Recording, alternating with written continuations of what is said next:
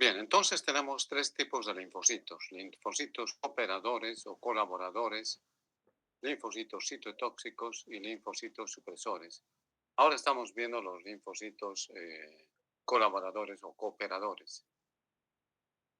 Son las que van a regular de manera específica a través de las linfocinas. ¿Qué hacen las linfocinas? Estimulan el crecimiento y la proliferación de los linfocitos T citotóxicos y los linfocitos T supresores a través de la interleucina 2. Estimulan el crecimiento y la diferenciación de los linfocitos B para formar células plasmáticas y anticuerpos a través de la interleucina L4, L5 y L6. Así activan el sistema monocito macrofágico. También van a estimular por retroalimentación sobre los propios linfocitos T colaboradores a través de la interleucina 2.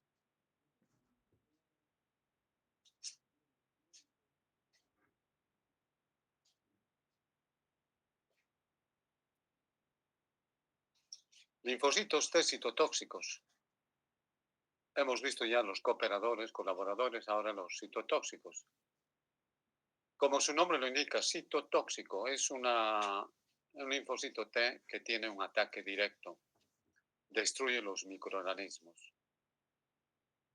Producen sustancias llamadas perforinas que se van a introducir hacia las bacterias y las van a destruir. Se llaman también linfocitos citolíticos por su efecto destructor. Tienen esa capacidad de unirse a los microorganismos. El microorganismo que es el antígeno se une y va a introducir esa sustancia llamada perforina. Se perfora la bacteria, esta se hincha y se disuelve. Los linfocitos citotóxicos pueden desplazarse para matar otras células. Pueden estar durante meses actuando. También puede atacar a virus o partículas tóxicas de los virus.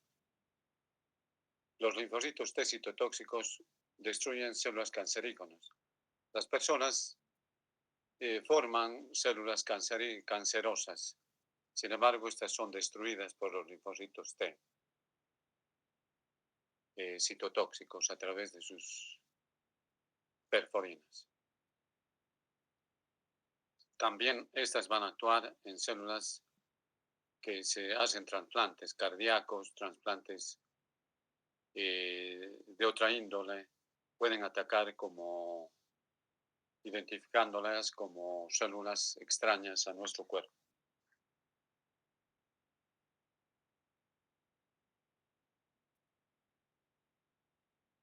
Bien, aquí tenemos un linfocito T citotóxico, que es un linfocito citolítico.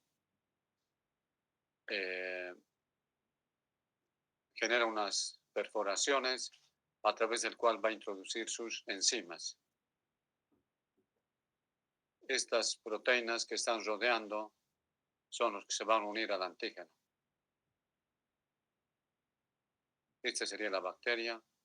Estas sustancias de color rojo o violeta son los que van a unirse de manera específica fíjense acá, unión específica. Cada componente de la bacteria se une con el otro componente del linfocito T citotóxico.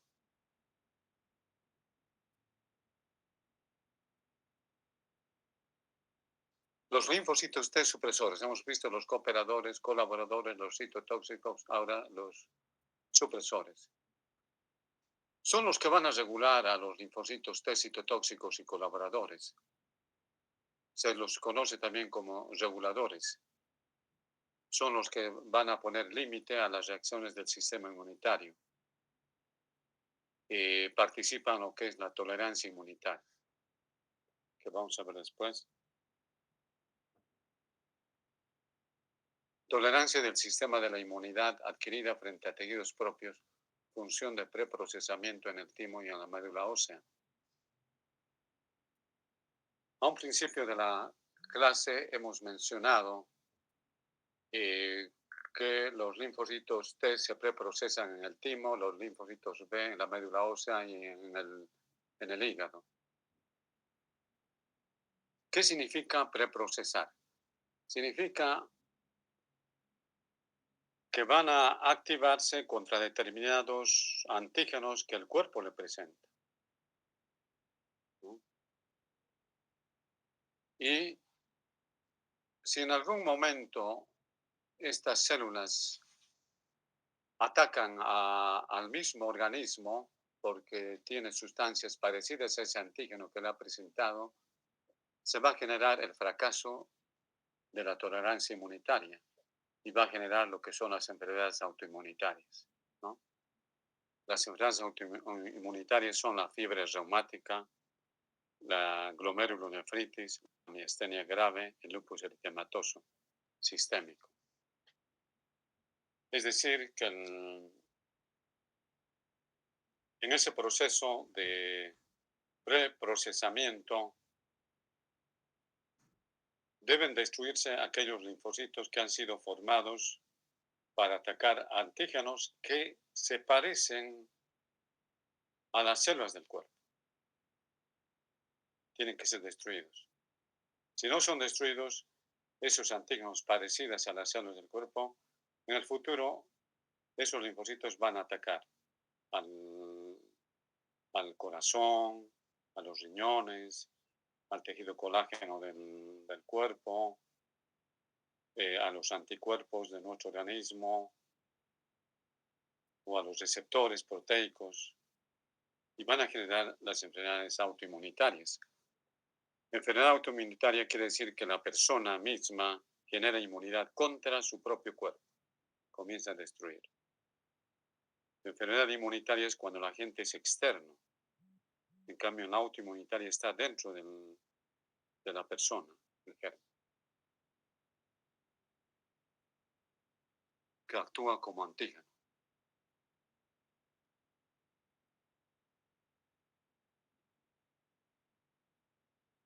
Inmunización. La inmunización es generar inmunidad. Acá estamos hablando de las vacunas en realidad, ¿no? Ustedes saben muy bien, con las vacunas se inmuniza. ¿Cómo se inmuniza? Se puede introducir microorganismos muertos que protegen, por ejemplo, la fiebre tifoidea, la tosferina, la difteria, o toxinas tratadas con sustancias químicas, el tétanos, el botulismo, o microorganismos vivos atenuados, como la poliomielitis, la fiebre amarilla, el sarampión y la varicela. Estos son los diferentes tipos de inmunidad que existen en el cuerpo. Inmunidad pasiva. La inmunidad pasiva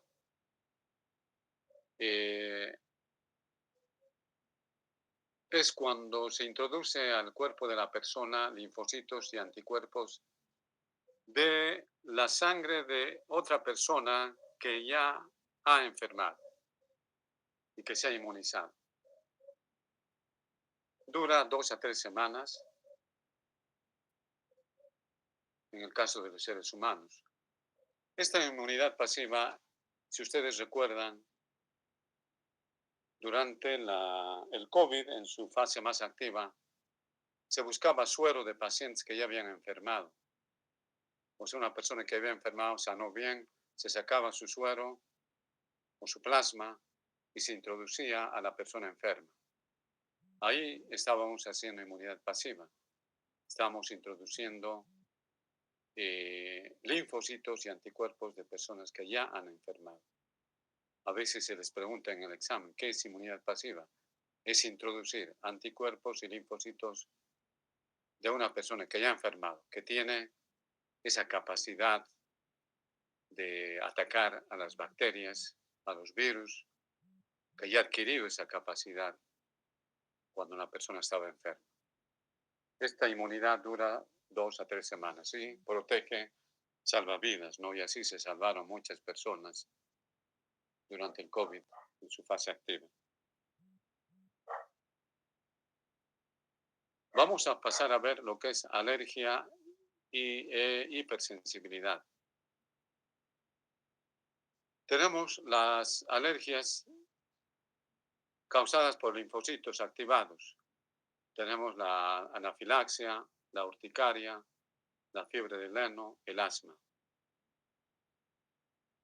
Eh, tenemos dos tipos de linfocitos, es decir, dos tipos de alergias. Uno con los linfocitos T activados y otros cuando actúa el anticuerpo, que en este caso es la inmunoglobulina E, ¿no? Que genera una alergia atópica, tiene una tendencia a unirse a los mastocitos y a los basófilos. Y aquí tenemos la anafilaxia, que es una reacción sistémica, ¿no? A veces, reacción sistémica quiere decir que hay una reacción de todo el cuerpo. Hay personas que tienen anafilaxia a ciertas sustancias. Hay gente que se hace picar con las abejas y no le pasa nada. O apenas una roncha, un escozor y pasa. Otras personas pueden tener anafilaxia, ¿no? Los vasos se dilatan, todo se dilata en el cuerpo, se cierra hay un broncoespasmo, se cierra la respiración, pueden fallecer. En cambio, la urticaria son ronchas que aparecen en la piel cuando uno come un alimento al cual es alérgeno. La carne del cerdo, hay personas que no toleran, el pescado, el maní, eh, las almendras o cualquier otro alimento, el huevo. Hay gente que no tolera y genera urticarias, ¿no? La fiebre del heno es una rinitis alérgica, es una reacción alérgica en las fosas nasales. Y luego tenemos el asma. El asma, que es una reacción a nivel de las vías respiratorias. En este caso es el músculo que se contrae y va a cerrar las vías respiratorias.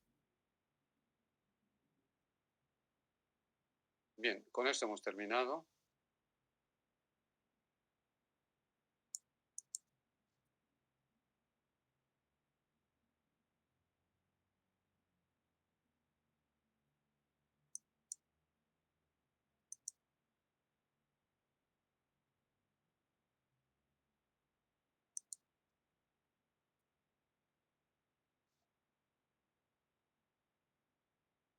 Vamos a pasar a ver otro capítulo.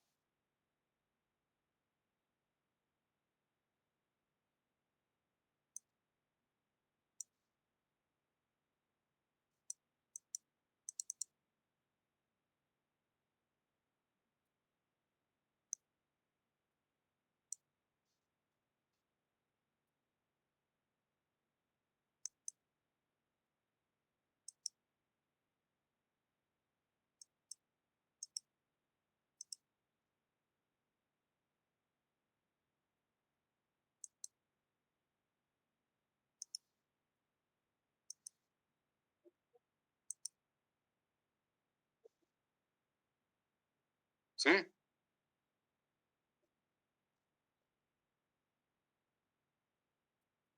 ¿Qué es lo que deseas?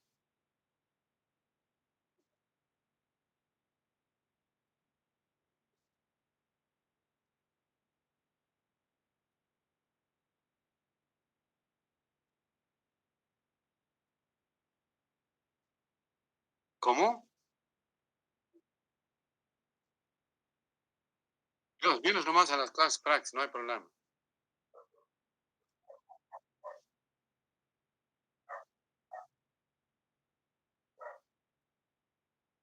Vamos a hablar de la clase práctica, no aquí en teoría.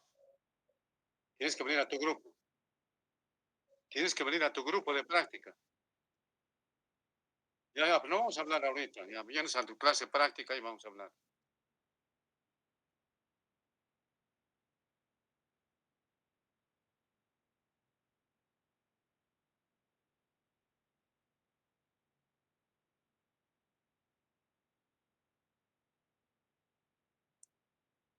Bien, vamos a comenzar otro tema.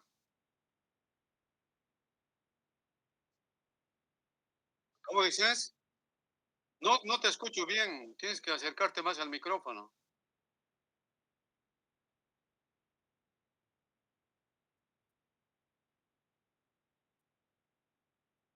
¿Hola?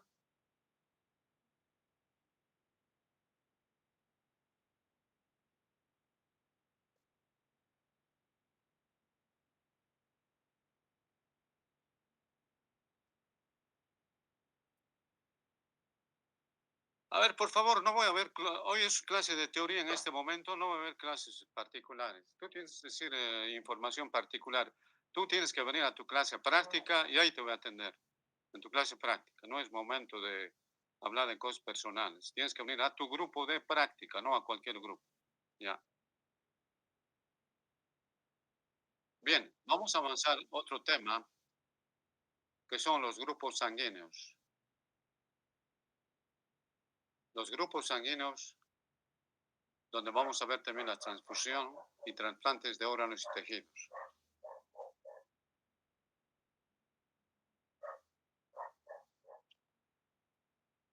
Miren, antes cuando necesitaba sangre una persona, los primeros experimentos que se hacían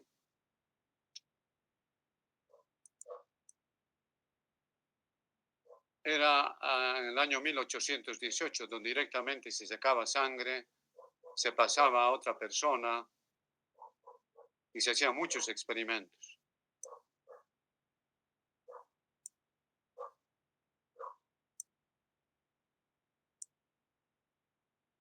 Sin saber los grupos, recién en el año 1900, Karl Steiner descubre en la sangre que hay tres tipos de grupos sanguíneos, el A, el B y el O. En 1907-1910 describen el grupo AB. Primeramente se descubre el A, el B y el O, pero después se descubre que hay otro grupo, el AB. Y 30 años más tarde aparece el factor RH, otro tipo de grupo sanguíneo.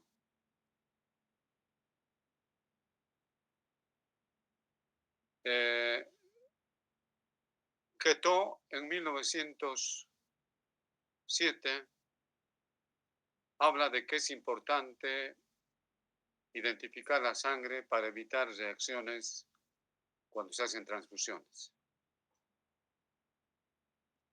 Cuando hablamos de transfusiones sanguíneas debemos hablar de un término que es la aglutinación.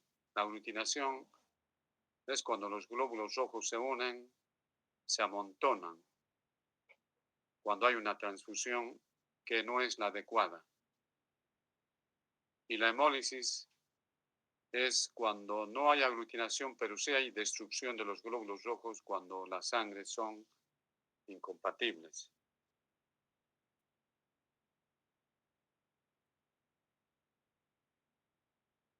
Los cuatro grupos sanguíneos que hemos mencionado son los que más se observan, el A, el O, el A, el B y el AB. Y por otro lado el factor RH. Sin embargo, tenemos muchos grupos sanguíneos. Por lo menos hay 30 tipos de grupos antigénicos que van a generar reacción antígeno-anticuerpo. Pero no son como el sistema OAB y el sistema RH que son bastante reactivos, generan reacciones muy rápido y pueden tener consecuencias. Estos otros grupos que les he mencionado no son muy reactivos. La persona puede tener diferentes grupos y no pasa nada, pero sí en el OAB tiene que ser específica para una transfusión sanguínea.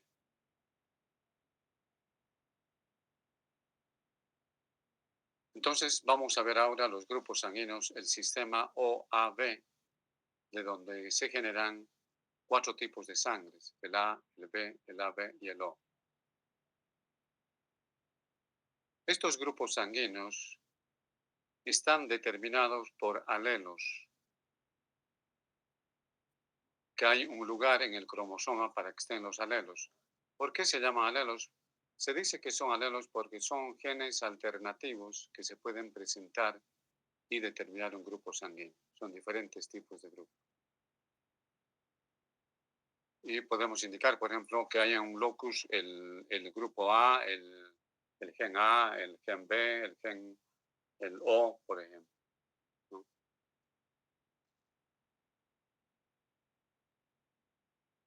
Los grupos sanguíneos lo vamos a organizar en genotipos a los 4 grupos sanguíneos. El tipo sanguíneo, la persona que tiene es del O, tiene genotipos, o sea, genes de 2 tipos. Un OO, uno que viene del padre y otro que viene de la madre. El tipo sanguíneo A puede tener 2 posibilidades. Ser OA, uno que viene del padre y otro de la madre, y ser AA, que el padre sea A, que la madre sea A. El grupo B igual tiene grupo sanguíneo OB y BB. En el primer caso, O puede ser el padre, B la madre. En el segundo caso, BB se dice homocigoto dominante. Los 2 progenitores tienen el mismo grupo sanguíneo. El AB es cuando un progenitor, bueno, el genotipo es AB, es A y el progenitor, el otro es B. Bien, cuando nosotros hablamos de anticuerpos y antígenos, ya hemos visto, ¿no? Hace un momento, antígeno es una sustancia extraña, una sustancia foránea a nuestro anticuerpo, es decir, a nuestro cuerpo. Esa sustancia foránea extraña que se une al anticuerpo se llama aglutinógeno en el caso de los grupos sanguíneos. Aglutinógeno. Y no decimos anticuerpos, sino llamamos aglutininas a los anticuerpos en el caso de los grupos sanguíneos. Aquí tiene. Este cuadrito lo tienen que saber muy bien. El grupo sanguíneo O tiene el fenotipo OO. No tiene aglutinógeno, o sea, no tiene antígenos, pero sí tiene anticuerpos, anti-A y anti-B. El AO y el AA, que es el tipo sanguíneo A, tiene aglutinógenos A porque es del A, pero no tiene aglutininas anti-A, tiene anti-B. Si tuviese anti-A se destruiría a sí mismo. Luego tenemos el grupo sanguíneo B, que tiene genotipo OB y BB. Tiene aglutinógenos B, ¿no? Este es su aglutinógeno o antígeno, pero no tiene antígenos B, si no se destruiría a sí mismo. Tienen que tener el antígeno A. El AB, su genotipo AB, su grupo sanguíneo AB, tiene aglutinógenos A y B, pero no tiene aglutininas, o sea, no tiene anticuerpos. Si tuviese anticuerpos A y B, se destruiría a sí mismo, ¿no?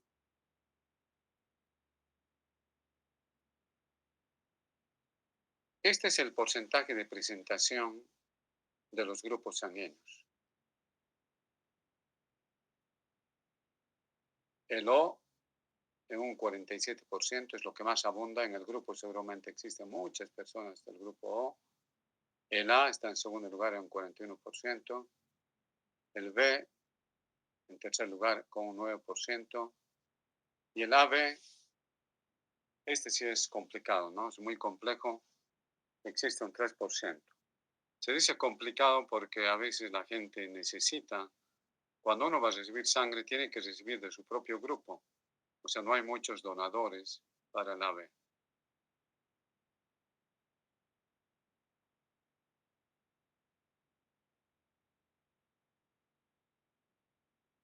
Ya, aglutininas. Las aglutininas ya les he dicho. En el caso de los anticuerpos, en los grupos sanguíneos, no hablamos de anticuerpos, sino de aglutininas. ¿Qué son las aglutininas? Son gamma globulinas, ¿no? Eh, que se producen por las mismas células que producen anticuerpos frente a los antígenos extraños. Hemos visto, ¿no? Cómo se forman anticuerpos los linfocitos B Son esos mismos linfocitos B que van a células, además plasmáticas, que van a formar anticuerpos. Y aquí tenemos el cuadro nuevamente.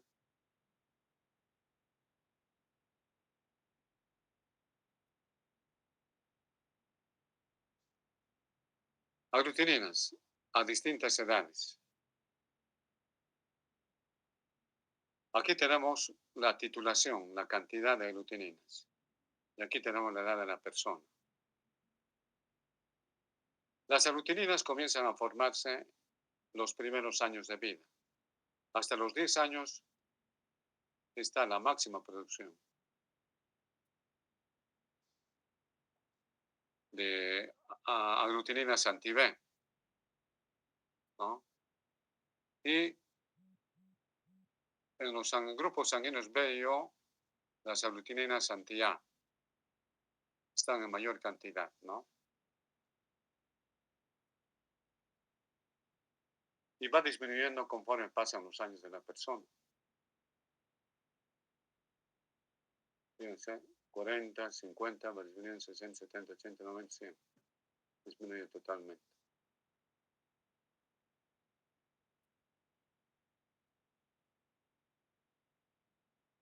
Origen de las aglutininas en el plasma.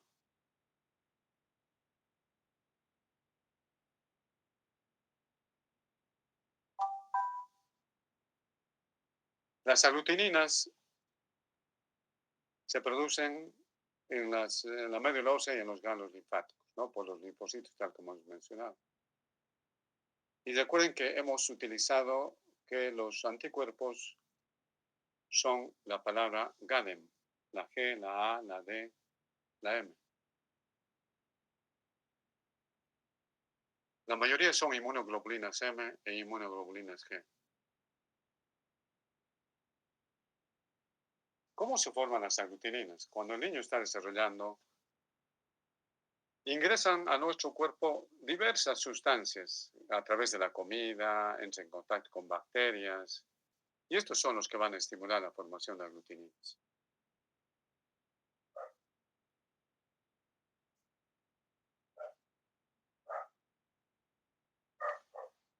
Proceso de aglutinación. La aglutinina tiene dos sitios de unión. Estamos hablando de la inmunoglobulina G. Y la inmunoglobulina M tiene 10 sitios de unión. Las aglutininas pueden unirse a dos o más eritrocitos, ¿no? En el caso de la inmunoglobulina G se une a 2, en el caso de la inmunoglobulina M a 10. Entonces, esto va a hacer que los glóbulos rojos se agrupen y se aglutinen. La hemólisis aguda es cuando se destruyen. Pueden estar en estado de aglutinación nada más, pero a veces ocurre que se destruyen. Entonces se genera lo que es la hemólisis. Se van a destruir por los leucocitos fagocíticos que van a liberar la hemoglobina.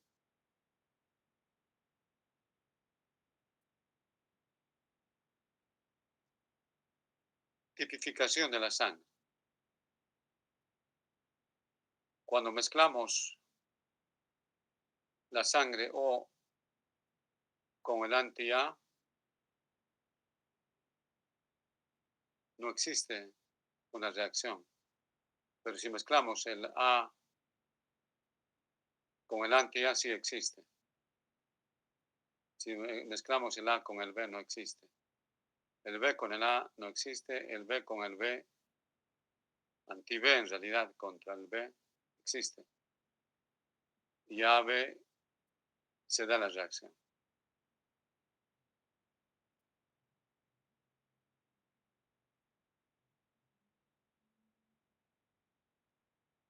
Vamos a ver el tipo sanguíneo RH.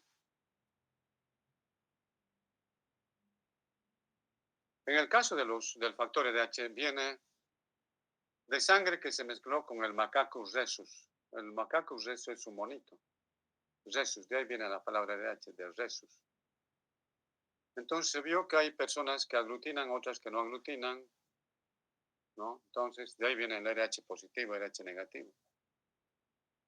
Las aglutininas nunca aparecen de forma espontánea. Tiene que haber una exposición a un antígeno RH. Se tiene que exponer la persona para que haya, es decir, recibir el RH y recién hay reacción.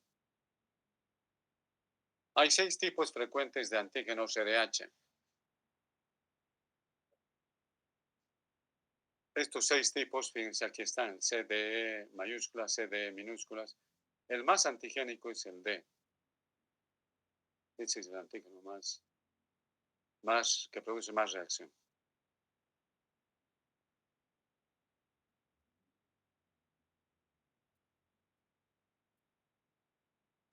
Bien, respuestas inmunitarias al RH. Formación de aglutininas anti-RH. Las aglutininas anti-RH se forman lentamente y tienen una máxima concentración en 2 a 4 meses. Puede haber una mayor reacción porque hay una mayor sensibilización cuando hay una mayor exposición. Cuando una persona nunca ha estado en contacto con RH positiva, no genera una reacción inmediata, pero sí a las 2 a las 4 semanas. En ocasiones puede haber una reacción inmediata.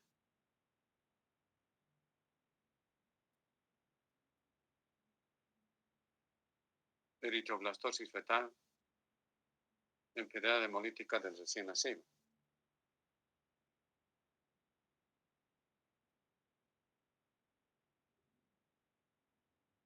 La eritroblastosis fetal es cuando se mezcla la sangre de una madre que sea RH negativa y el niño RH positivo.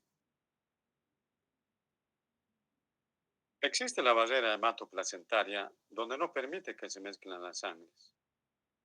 Pero durante el parto hay contracciones uterinas, se rompen capilares y ahí es donde pasa en glóbulos rojos del niño a la madre y la madre forma anticuerpos que van a ir a destruir a los glóbulos rojos del niño y como compensación van a haber muchos eritroblastos que se forman en gran cantidad, células inmaduras, a eso se llama eritroblastosis fetal. Bien, vamos a quedar aquí, por favor, la siguiente clase continuamos. Hasta luego. Hasta luego, doctor.